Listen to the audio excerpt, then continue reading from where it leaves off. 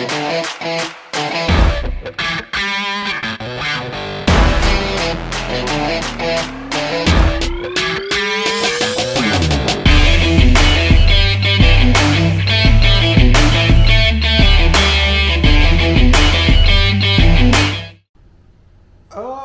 the student loan. Oh, the student loan crisis in America. $1.58 trillion here we have going on. What's up, everybody? Welcome back to my channel. This is Ovaya Inspiracion. I hope you love my lovely singing. Anyways, so we're gonna get into it. So, as most of you know, or maybe everybody know, student loan has been on pause for nearly 2 years. And there has been some Democrats asking to keep extending the student loans. But guess what? Joe Biden declines it. Joe Biden is saying, no, we cannot continue doing that. In other words, he is going to make sure that the payments start in February of 2022. Now, I don't know how you feel about it. I know how I feel about it, but I know for many people, they do not like that. Especially that we are still living in the times of the pandemic. A lot of people are still struggling. People are probably not working as much still. And a lot of money is not in the table for them. So they're gonna have probably a hard time to pay off that student loan debt. And we already know, people, that student loan is the second highest debt in America. $1.58 trillion in debt. Now there is a beautiful documentary that recently came out, I think last month, called Borrowed Future, exposing the dark truth of the student loan industry.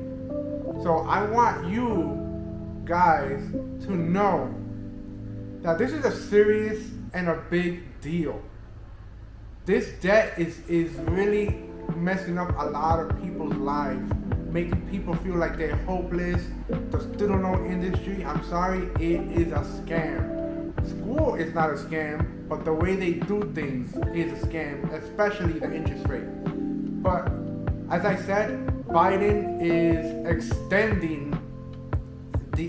not extending the student loan anymore. And this has been happening since Trump was president. And now we have Biden saying, okay, that's it is done. We gotta get the payments in. Now, this is good news, this is bad news, however you wanna see it, it's all on you. But the good news is that you can start budgeting now. When February comes, you can start making those payments. And I know some of you are upset. Some of you are saying, I don't know how I'm going to make the payment. Yes, you do know how. You just need to live below your means. You need to start making a budget in order for you to make those payments and not be late. Now, this is what I'm going to tell you.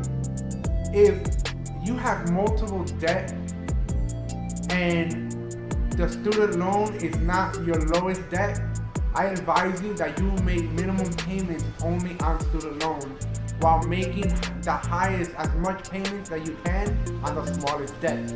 But if student loan is your only debt that you have right now, listen, I encourage you to put down as much as you can every month. I'm not gonna tell you how much to put because everybody's personal finance is different. Everybody gets paid differently. You know, there's bills to pay, you have kids, you're single, your rent is too high, whatever the case may be. You may need to pick up a second job to put more money towards that student loan debt. But all in all, if this is the smallest debt that you have, I encourage you that you put down so much as you can each month so you can see the numbers going down. And right now, for my wife and I, we have about $19,800 left in debt. And it is the only and the last debt, which is her student loan, the one under her name. And when our minimum payment is, I think, $175 a month starting February. But guess what? We're not going to make $175 a month starting February. We're going to be making a lot more, like over like $2,000 or something like that. And you're probably thinking, you're crazy, I could put that into savings, I could put that into this or that. Listen, I'm trying to be debt free. I want to experience financial freedom again. I don't know about you, but if you feel comfortable being in debt, hey, so be it. If you don't really care about becoming debt free, then just continue making minimum payments and live however you want. But we need to think about the future. You need to think long term. So guys, if this is your last debt, get rid of it as soon as you can.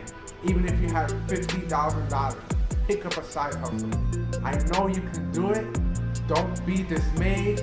Don't feel hopeless. Don't feel like you can't do it. You can do it.